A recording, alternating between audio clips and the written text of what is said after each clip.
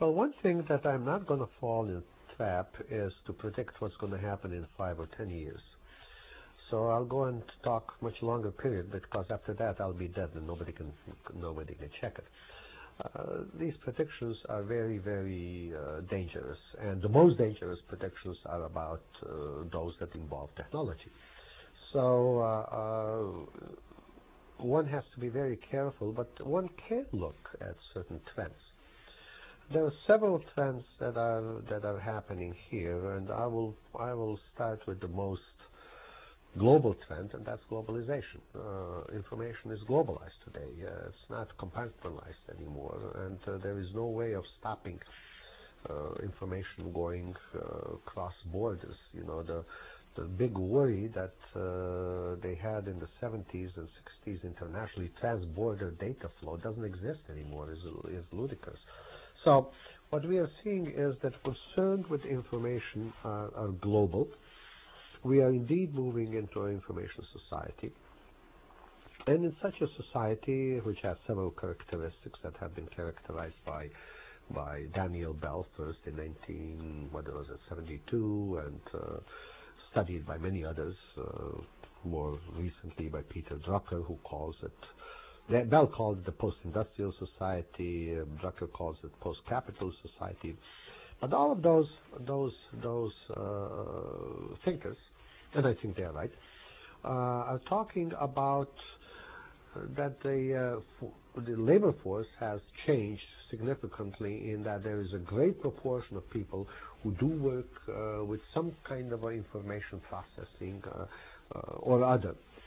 That's one thing. And the second thing is, I like the Peter Drucker's metaphor very, very much, is that knowledge, and by extension information and information processing, has become an extremely important part of any organizations. His metaphor is that the real product of the pharmaceutical industry are not pills and ointments. The real product is knowledge. So we are now treating even our products that come out of manufacturing in very different way that we have been treating it even half a century ago. So knowledge is becoming what the Daniel Bell called the axial principle of that coming society. Now, let's get to information science after that. Clearly, in such a society where knowledge and information plays a pivotal role, there will be a lot of fields, a lot of people interested in that.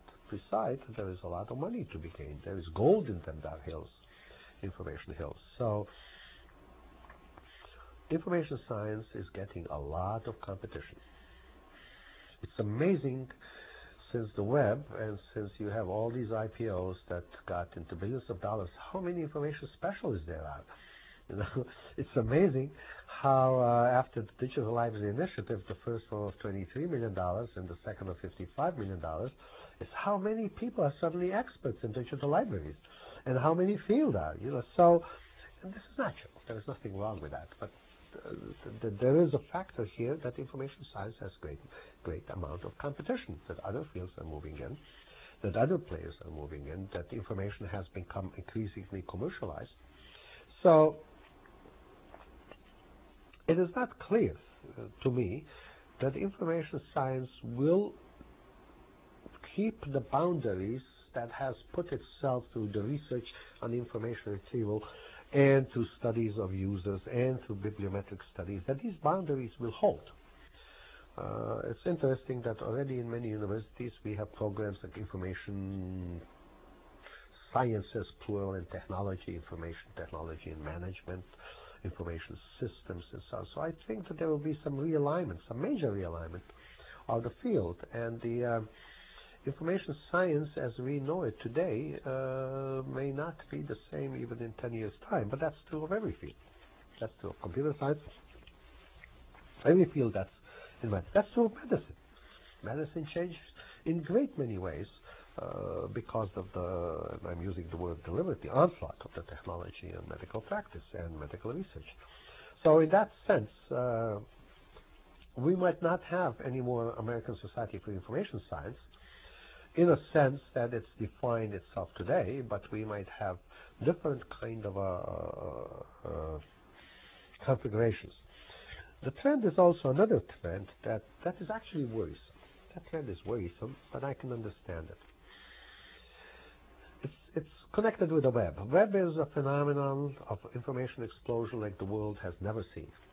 I talked before of the growth of records, but web is something in itself. First, it's a different kind of a medium, and second, it exploded in such a short period of time to such an extent that it kept us totally breathless in trying to do those things that information science tries to do, and that is control it in some way, give it access. So what we have is we have a flourishing, at least at present, a number of web search engines. Everybody and his brother is doing web searching and web search engine and making at the same time quite nice piles of money. But you know what happened here?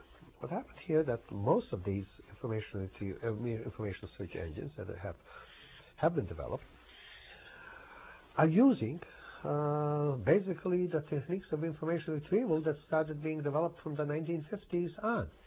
They are claiming that they are making innovations. When you see the results of these searches, I have no idea what the innovations are. But that's all proprietary. There is no more sharing of this kind of a knowledge that is being developed. You know, this is now secret knowledge. These are secret ointments and pills. You don't share them anymore. This is not science anymore. So the advances that are happening are also a lot of proprietary expenses. And this is like having private physics. You know, what would that do to physics? Same with chemistry. You know, you have chemistry that is private and chemical engineering is private, and that has great effect on the field. Another aspect that we have to consider for the future deals that how people work in these fields. I think that people don't have any more allegiances to, let's say, a professional society or even a field. They have allegiances to a certain task, a certain work that is portable and that they can use. So you gather some knowledge about doing, I don't know, web searching or something like that. You have a portable knowledge that you can cash in very well and professional on. There's nothing wrong with that. But you don't work anymore with the confines of your colleagues within a society, and so it's characteristic that information retrieval is booming. ASIST is losing membership. Special interest group on information retrieval is losing membership at Association for Computing Machinery. So that in itself tells you, you know, that while the work is booming, the allegiances or the organizational structures that have been invented for information science are not holding anymore. That's true of other fields as well. So what we might see in information science is a splintering. There will be a private information science. There will be an academic information science, and there will be a professional portable information science. And they will not communicate very well. That doesn't bode well for the field. Fields were closed and splintered and so on. And other thing is competition. One of the big developments that information science has been involved in the last few years or a decade, or less than a decade, is the digital libraries. But digital libraries are not only that are librarians involved in, but they're involved computer scientists in research, cognitive scientists, operation researchers, publishers, and so on. So in digital libraries, we have several kinds of digital libraries, several kinds. So one of the several communities, not kinds. One of the communities is clearly the research community. And in the research community, we have in the United States the digital library initiatives, which try to define a variety of problems associated with digital libraries, from metadata to storage of images and so on, and do research projects out of that. So there's a research community that has its conception for digital library. There is a actual library community that actually builds and operates digital libraries. The best example is the American Memory Project. which is a marvelous example of that many are following of what digital libraries are capable and how they are capable of changing the whole institution, which they did. In case of Library of Congress, I'm not going to go now into it, but. And then there are the publishers. The publishers are becoming a community that store its own digital libraries. The libraries are becoming publishers. The publishers are becoming libraries. Then there are associations. The Association for Computing Machinery, for instance, among many other associations, has a digital library. And what they have is everybody can access to that, but if you want to get in and get the full text, you have to subscribe it. You have to have a subscription. I, as a member, I still have to pay an additional subscription. And so does everybody else. So here's a model of Ben Franklin, subscription libraries that's coming back into digital libraries. So the societies have that. Then you have a number of attempts at various institutions to create archives, to bypass completely the publishing in the traditional sense in sciences, journals and so on, and have depositories of digital. So we have a number of these developments that information science has something to say in terms of organization, access, study of use, and so on. And that a number of people from a number of fields are entering. So we see now a truly multidisciplinary aspect. And how much